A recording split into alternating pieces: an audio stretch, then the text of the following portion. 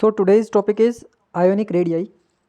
Last class में हमने discuss किया था एटॉमिक रेडियाई के बारे में कि एटॉमिक रेडियाई क्या होती है, वो कितने टाइप की है, क्या उसका पीरियड में और ग्रुप में वेरिएशन है। After atomic radii ionic radii same as the atomic radii, but there is a smallest difference कि एटॉमिक रेडियाई जो है वो एटम्स के लिए एप्लीकेबल होती है, जबकि आयोनिक रेडियाई आयंस के लिए एप्लीकेबल है। जितनी भी चीज़ें मैं आयोनिक रेडियाई के बारे में बताऊंगा वही सेम चीज़ें सारी की सारी एटॉमिक रेडियाई में काम करती हैं। तो कुछ भी बेसिक डिफरेंस नहीं है, चाहे मैं एटॉमिक रेडियाई की बात करूं या मैं आयोनिक रेडियाई की बात करूं, इनका वेरिएशन एक जैसा है, इनकी डेफिनेशन एक जैसी है, बस कंसिडरेशन अलग है, रेफरेंस अलग है कि एटॉमिक रेडियाई को हम रेफरेंस देते हैं एक एटम का और आयोनिक रेडियाई को रेफरेंस देते हैं हम एक आयन का। This is the basic difference. So, what's the definition of ionic radii? If we talk about an ion like sodium positive ion or chloride negative ion, both are ions. This is cation and this is anion. अगर मैं इनकी shells बनाता हूँ, if we draw the size of sodium ion और chloride ion, तो basically sodium 11th place पर रखा हुआ है, electronic configuration 1s2 2s2 2p6 and then 3s1 होता है। तो इसका जो साइज़ है वो 3 शेल्स का बनने वाला है, क्योंकि लास्ट जो नंबर आता है, लास्ट जो क्लास आती है, that is the maximum number of shell of the atom, और we can say it the quantum principle quantum number.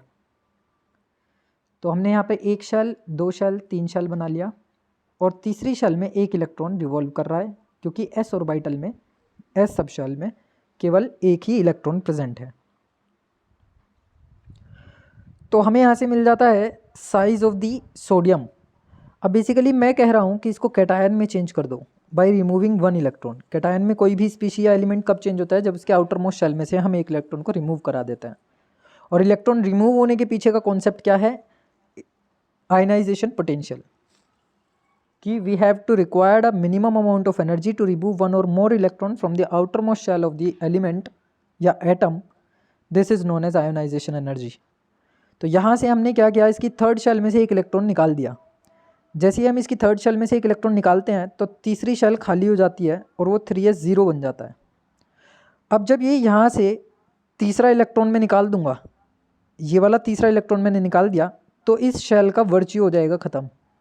Shell का वर्च्यू ख़त्म होने का मतलब है कि इसकी प्रेजेंस तो बनी रहेगी, लेकिन ये काम नहीं करेगी, क्योंकि इसके अंदर इलेक्ट्रॉन प्रेजेंट नहीं होंगे। अब जितना भी फोर्स ऑफ अट्रैक्शन होगा वो सेकंड वाली शेल से न्यूक्लियस की तरफ होगा, बस थर्ड वाली शेल से कोई अट्रैक्शन फील नहीं करेगा न्यूक्लियस। तो अब ये जो स्ट्रक्चर है दो शेल की, जिसको हम डोमिनेंट मानेंगे ओवर दी 3 शेल्स, ये स्ट्रक्चर हो जाती है Na पॉजिटिव की। तो साइज़ क्या हो गया? डिक्रीज हो गया।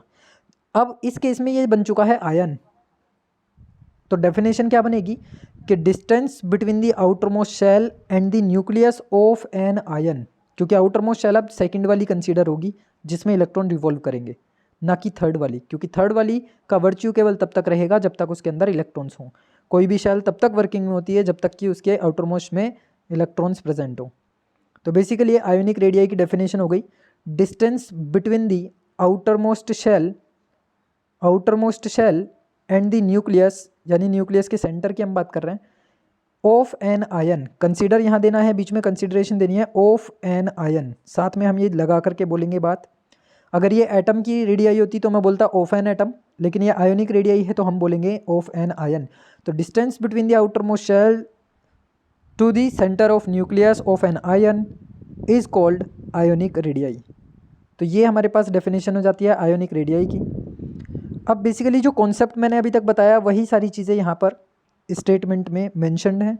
वो सारी चीज़ें यहाँ से हम रीड आउट भी कर सकते हैं कि अगर मान लो मैं किसी एटम की, जैसे कि मैंने कहा क्लोरीन है मेरे पास, क्लोरीन के आउटर मोस्ट शेल में मैंने एक इलेक्ट्रॉन ऐड कराना है, एक इलेक्ट्रॉन मुझे इसे ज़बरदस्ती देना हो, वैसे तो ये मना करेगा कि नहीं करेगा, वो डिपेंड करता है इसकी वैलेंस इलेक्ट्रॉन्स पर।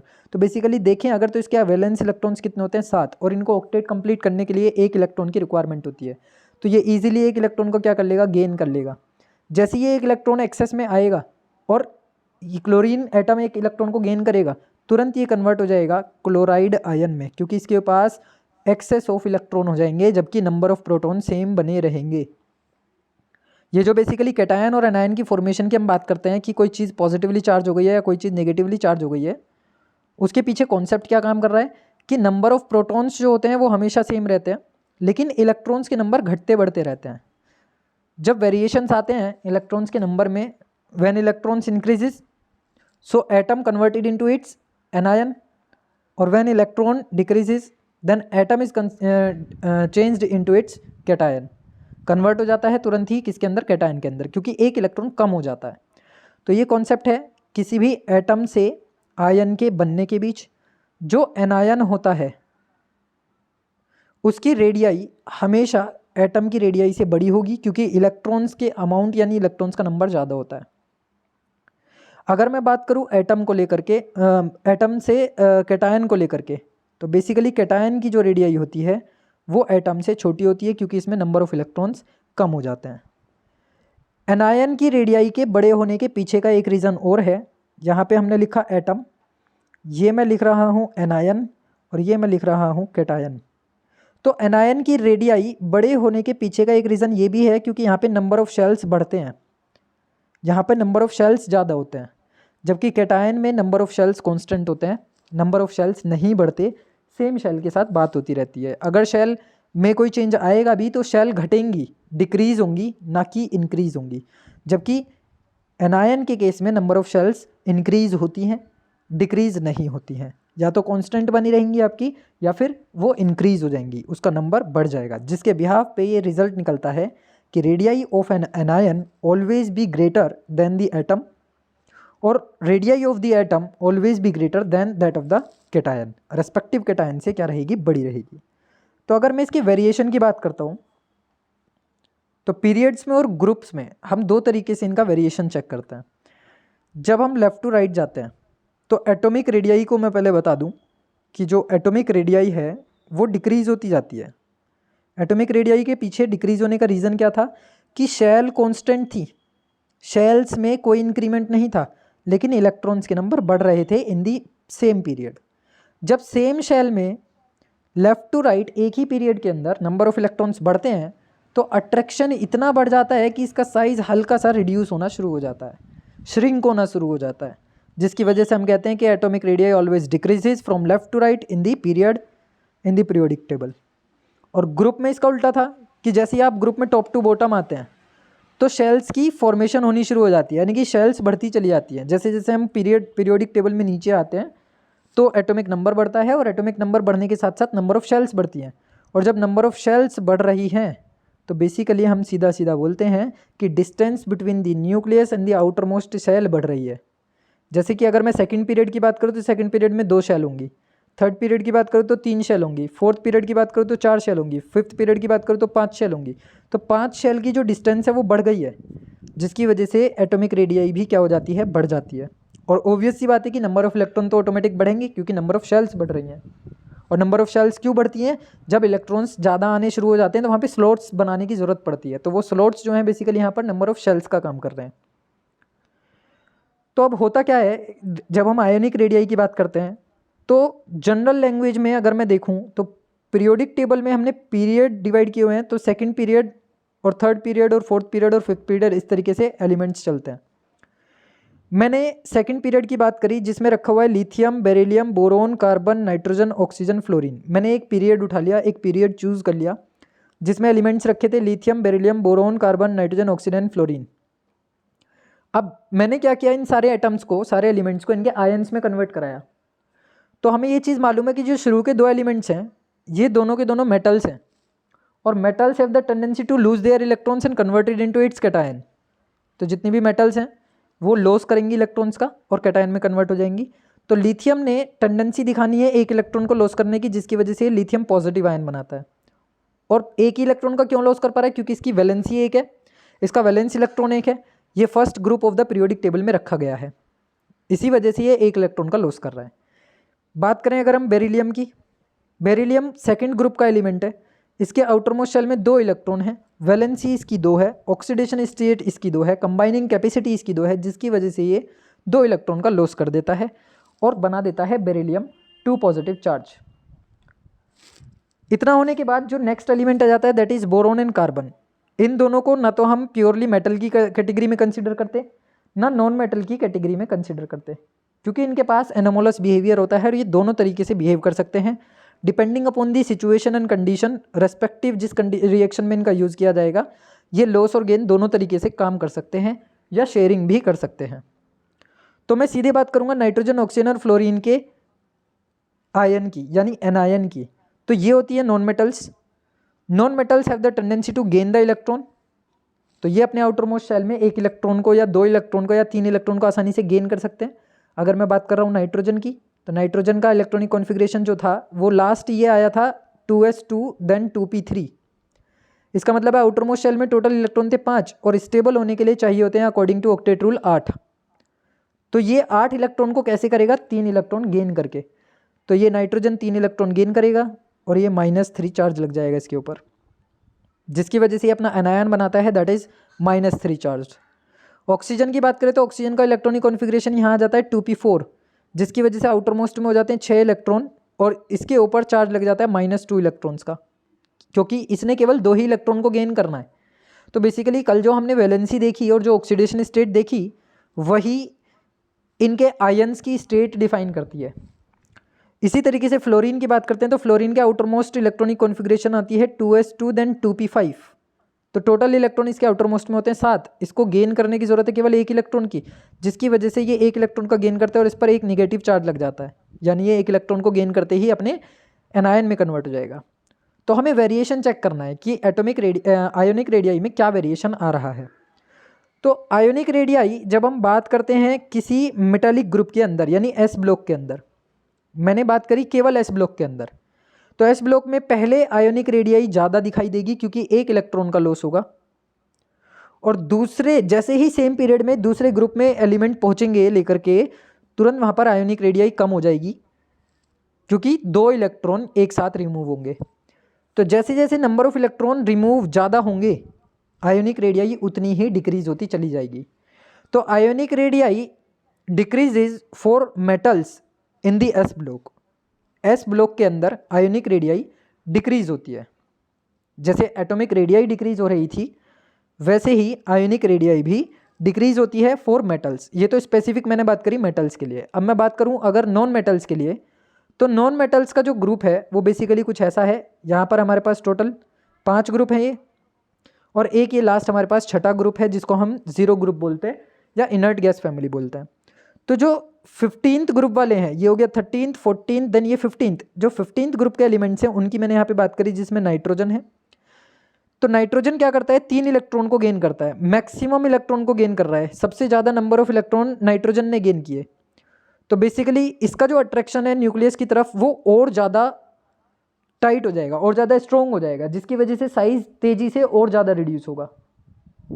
अगर मैं बात करता हूँ ऑक्सीजन की, तो ऑक्सीजन केवल 2 ही इलेक्ट्रॉन को गेन करता है। तो as respective to the nitrogen इसकी एटॉमिक रेडियाई कम श्रिंक होगी क्योंकि 2 इलेक्ट्रॉन का अट्रैक्शन 3 इलेक्ट्रॉन के अट्रैक्शन से कम रहेगा। सिमिलरली बात करें अगर हम फ्लोरीन की, तो इसका साइज यानी इसकी जो एटॉमिक रेडियाई है वो सबसे बड़ी रहेगी इन सभी में, और ज़्यादा रिड्यूस हो जाएगी क्योंकि क्या हो रहा है, नंबर ऑफ इलेक्ट्रॉन्स इसने एक को गेन करना है। तो जो आयनिक रेडियाई है वो क्या होती जा रही है, डिक्रीज होती जा रही है। सबसे बड़ी रेडियाई किसकी मिली मुझे, नाइट्रोजन की मिली जो कि 177 थी, ये एक्सपेरिमेंटली काउंट की गई हैं। और वेरिएशन आना शुरू होगा क्योंकि नंबर ऑफ इलेक्ट्रॉन्स पहले से ही ऑलमोस्ट बढ़े हुए हैं। नाइट्रोजन के पास पहले से ही कितने इलेक्ट्रॉन थे, केवल 7। ऑक्सीजन के पास कितने इलेक्ट्रॉन थे, 8 आउटर मोस्ट शेल में जो हम देख रहे हैं। और जो फ्लोरीन थी नाइट्रोजन के पास थे 5 और ऑक्सीजन के पास थे 6 और ऐसे ही फ्लोरीन के पास थे 7। तो यहाँ पे 5 इलेक्ट्रॉन का अट्रैक्शन था टुवर्ड्स द न्यूक्लियस, यहाँ पे 6 इलेक्ट्रॉन का था और यहाँ पे 7 इलेक्ट्रॉन का था। अब हम उसमें एक्सेस ऑफ इलेक्ट्रॉन बढ़ाते जा रहे हैं स्टेबिलिटी अचीव कराने के लिए।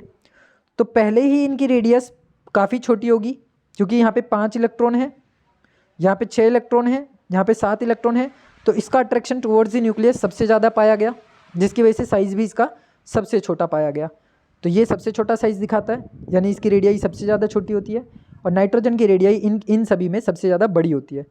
तो हम यहाँ से एक सीधा वेरिएशन निकाल सकते हैं कि ionic radii always decreases in the period for S block metals and also for P block non metals. S block metals और पी ब्लॉक नॉन मेटल्स के लिए एटॉमिक रेडियाई की तरह ही आयोनिक रेडियाई में भी वेरिएशन आएगा, और वो वेरिएशन डिक्रीज ही होगा हमेशा। और इसको मैं बीच में स्प्लिट करके इसीलिए बोल रहा हूँ फॉर एल्कली मेटल और या फिर मेटेलिक ब्लॉक या फिर नॉन मेटेलिक ब्लॉक, क्योंकि बीच में क्या रखे हुए हैं, बोरोन और कार्बन रखे हुए हैं। दूसरी बात, नेचर चेंज हो जाती है कि मेटल्स के पास लॉस ऑफ टेंडेंसी होती है, टेंडेंसी ऑफ लॉसिंग होती है, और नॉन मेटल्स के पास टेंडेंसी टू गेनिंग होती है। इसके बाद अगर हम बात करें तो इसके बाद हमारे पास आ जाती है आयोनाइजेशन एनर्जी। अब आयोनाइजेशन एनर्जी को हम डिफाइन करें अगर आई या आई, या तो आयोनाइजेशन एनर्जी कहोगे या आयोनाइजेशन पोटेंशियल कहोगे, दोनों में से कुछ भी कह सकते हैं। इसी तरीके से एक और नाम है आयोनाइजेशन एंथैल्पी, भी हम इसको बोलते हैं।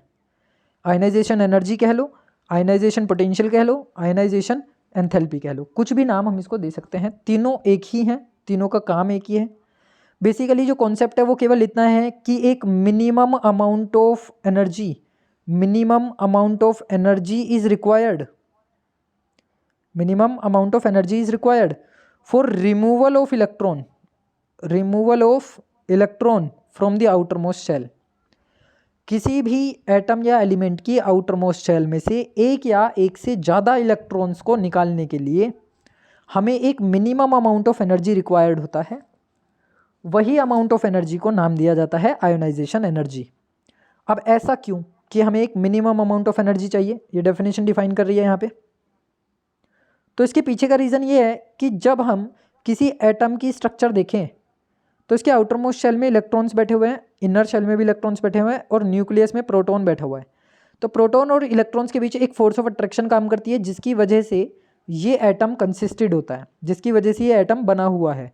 यानी कि एक इनविजिबल फोर्स ऑफ अट्रैक्शन बनी हुई है एक इलेक्ट्रॉन और प्रोटॉन के बीच इन दी एटम, जो बाइंड करके रखे हुए हैं दोनों चीज़ों को एक साथ, और पूरे के पूरे एटम की स्ट्रक्चर के लिए रिस्पॉन्सिबल है।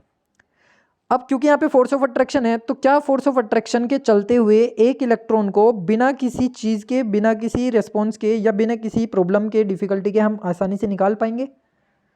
तो बेसिकली हम इलेक्ट्रॉन को रिमूव नहीं करा सकते। हमें क्या करना पड़ेगा, इस एटम को पहले आइसोलेटेड स्टेट पर लाना पड़ेगा by giving it some amount of energy.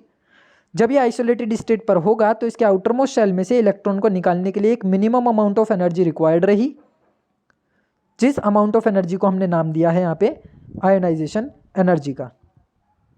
जितना ज़्यादा फोर्स ऑफ अट्रैक्शन होगा towards the nucleus of the electron, यानी कि साइज ऑफ द एटम जितना छोटा होगा, इसका मतलब है फोर्स ऑफ अट्रैक्शन उतना ज़्यादा है, और जितना फोर्स ऑफ अट्रैक्शन होगा आई और आई की वैल्यू उतनी ज़्यादा हो जाएगी।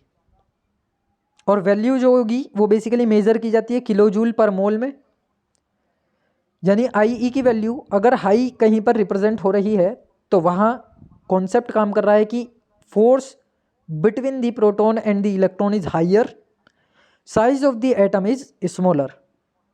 जितना छोटा atom, force of attraction electron proton के बीच का उतना ज़्यादा रहेगा, यानी कि इलेक्ट्रॉन्स को बाहर निकालने के लिए हमें अमाउंट ऑफ एनर्जी ज़्यादा रिक्वायर्ड होगी। अब ये जो प्रोसेस है बेसिकली वो कैसे आता है एग्जाम में, तुमको क्या बोलेगा कि हमारे पास सीधा सीधा बोला नाइट्रोजन, अब कहेगा कि नाइट्रोजन की first ionisation enthalpy, second ionisation enthalpy और थर्ड आयोनाइजेशन एंथैल्पी का ऑर्डर लिखिए कि कौन सी आयोनाइजेशन एंथैल्पी हाइयर है और कौन सी आयोनाइजेशन एंथैल्पी लेसर है। ये तो मैंने सेम एटम के या एलिमेंट के बारे में बात करी। ऐसा भी हो सकता है कि वो हमसे कहे कि फ्लोरीन, क्लोरीन, ब्रोमीन और आयोडीन की फर्स्ट आयोनाइजेशन एंथैल्पी अगर हम चेक करें तो इनमें से किसकी फर्स्ट आयोनाइजेशन एंथैल्पी ज़्यादा होगी और किसकी सेकंड आयोनाइजेशन एंथैल्पी कम होगी। तो इस तरीके से यहाँ से क्वेश्चन निकलते हैं। तो अब पहले हम इसका वेरिएशन देख लें किस किस तरीके से ये वेरिएशन करने वाला है।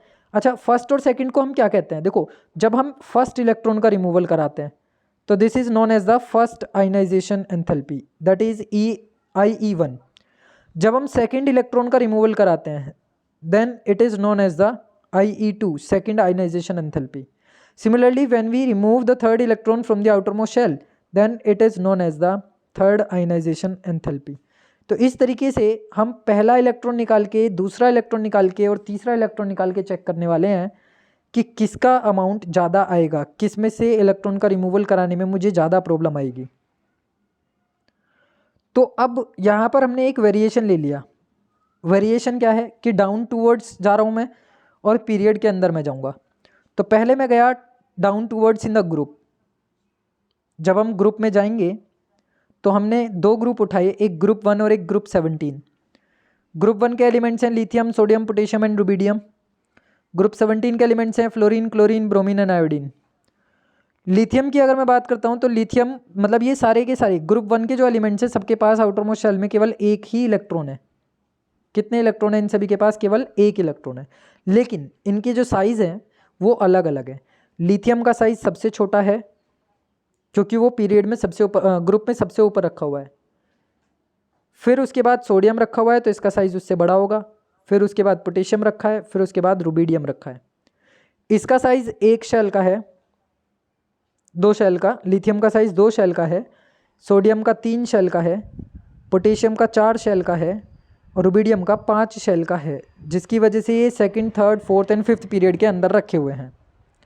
अब अगर मैं एक कॉमन सेंस वाली छोटी सी बात पूछूं कि इनमें से किस में से इलेक्ट्रॉन निकालना हमारे लिए आसान होगा, कौन से वाले नंबर ऑफ एटम में, कौन सी वाली शेल में से हम आसानी से इलेक्ट्रॉन का रिमूवल करा पाएंगे? तो सबका आंसर सीधा सीधा आएगा जिसका साइज़ बड़ा होगा, क्योंकि लिथियम का साइज़ है केवल 2 शेल का, सोडियम का आ गया 3 शेल का, ऐसे ही पोटेशियम का आ गया 4 शेल का और ऐसे ही ये आ गया रुबिडियम का 5 शेल का। तो अब होने क्या वाला है कि जो अट्रैक्शन टुवर्ड्स द न्यूक्लियस है इलेक्ट्रॉन का वो लिथियम के लिए ज़्यादा होगा क्योंकि साइज़ छोटा है, इलेक्ट्रॉन और प्रोटॉन बहुत पास पास बैठे हुए हैं। लेकिन सोडियम के केस में नंबर ऑफ शेल बढ़ने की वजह से डिस्टेंस ज़्यादा हो गई तो अट्रैक्शन भी क्या हो जाएगा? कम हो जाएगा। आउटर मोस्ट शेल से ही हमें चेक करना है तो आउटर मोस्ट शेल का attraction towards the nucleus distance बढ़ने की वजह से कम हो जाएगा। सिमिलरली पोटेशियम के केस में और कम हो जाएगा और रुबिडियम के केस में और भी कम हो जाएगा क्योंकि 5 शेल्स का ये स्ट्रक्चर बन जाएगा। तो जब हम डाउन टुवर्ड्स आते हैं तो आयनाइजेशन जो एनर्जी होती है वो कम होती है, डिक्रीज होनी शुरू हो जाती है। क्यों? क्योंकि जब लिथियम का साइज़ छोटा था तो छोटे साइज़ के इलेक्ट्रॉन में फोर्स ऑफ अट्रैक्शन ज़्यादा होने की वजह से इलेक्ट्रॉन्स का रिमूवल कराने के लिए ज़्यादा अमाउंट ऑफ एनर्जी हमें रिक्वायर्ड होगा। हमें ज़्यादा टाइम तक उस एलिमेंट को गर्म करना पड़ेगा या एनर्जी देनी पड़ेगी। लेकिन अगर हम बात करेंगे रुबिडियम के केस में तो रुबिडियम क्या है? 5 शेल का साइज़ है जिसका साइज़ बड़ा है। अब साइज़ बड़ा होने की वजह से इसकी डिस्टेंस क्या हो गई? ज़्यादा, यानी फोर्स ऑफ अट्रैक्शन हो गया कम। और जब force of attraction towards the nucleus कम हो जाएगा तो इलेक्ट्रॉन आसानी से रिमूव किया जा सकता है। उस केस में आयनाइजेशन एनर्जी का अमाउंट कैसा हो जाएगा? कम हो जाएगा। तो एक्सपेरिमेंटली लिथियम की आयनाइजेशन एंथैल्पी, जो फर्स्ट आयनाइजेशन एंथैल्पी है वो पाई गई है 520 किलो जूल पर मोल। सोडियम की तरफ जैसे ही गए तो वो डिक्रीज हो गई 496। पोटेशियम के लिए वो और कम हो गई और आसानी से और इजीली उसने इलेक्ट्रॉन का रिमूव करा दिया। ऐसे ही रुबिडियम ने भी और इजीली अपने में से आउटर मोस्ट शेल में से इलेक्ट्रॉन का रिमूव करा दिया, जिसकी वजह से IE या IP की वैल्यू डाउन टुवर्ड्स डिक्रीज होती है। सिमिलरली अगर मैं हेलोजेंस की बात करता हूँ, ग्रुप 17 की बात करता हूँ, तो ग्रुप 17 में भी यही काम हो रहा है कि फ्लोरीन जो है उसके आउटर मोस्ट शेल में 7 इलेक्ट्रॉन है। पहले से ही इसके पास कितने इलेक्ट्रॉन है? 7।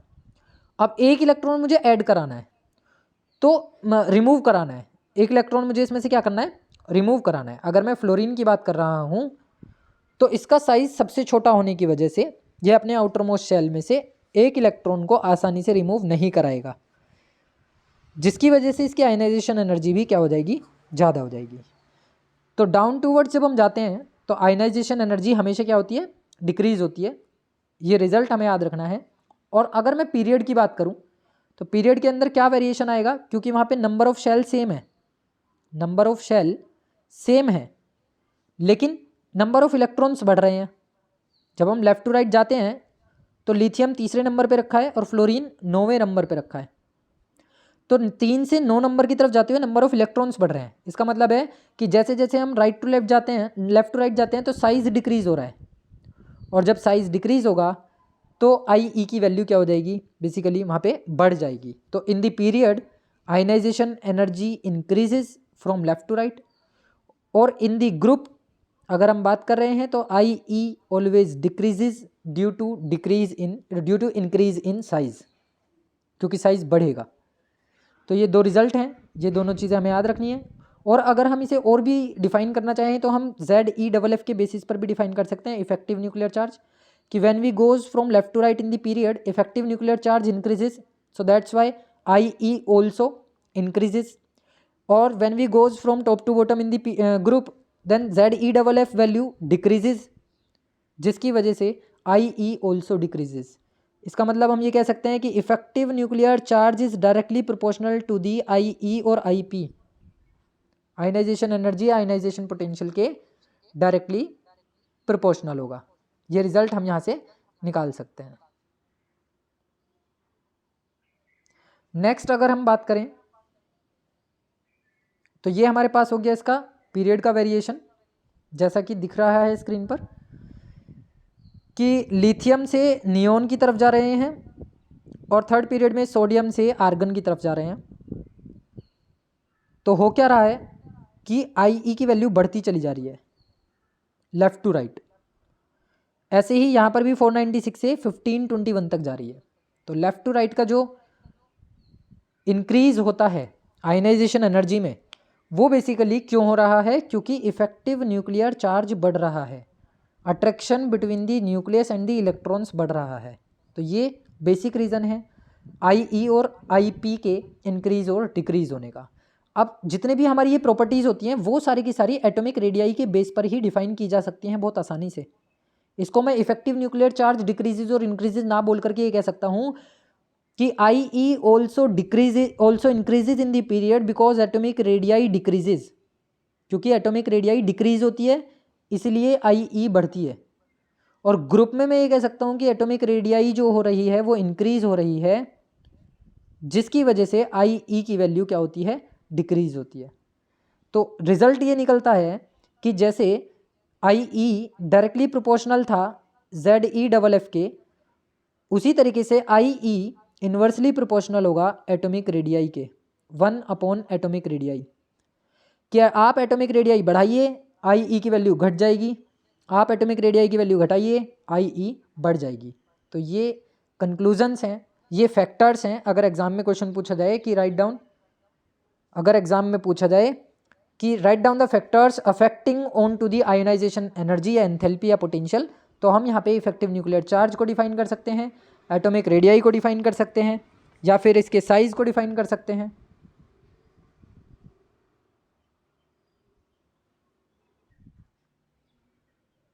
तो यहाँ से हमें फैक्टर्स अफेक्टिंग मिल जाते हैं। जिस तरीके से आयनाइजेशन एनर्जी को हमने देखा कि वो डायरेक्टली प्रोपोर्शनल है इफेक्टिव न्यूक्लियर चार्ज के, कि इफेक्टिव न्यूक्लियर चार्ज जैसे जैसे आप बढ़ाते हो तो आयनाइजेशन एनर्जी का अमाउंट भी बढ़ेगा क्योंकि साइज रिड्यूस होता है।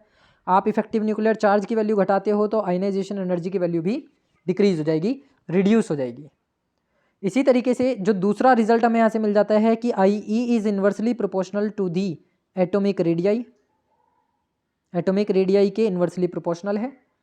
आप एटॉमिक रेडियाई के अमाउंट को बढ़ाएंगे तो IE घटेगी, आप एटॉमिक रेडियाई के साइज़ को घटाएंगे तो IE बढ़ेगी, क्योंकि दोनों ही केसेस में फोर्स ऑफ अट्रैक्शन का रोल है।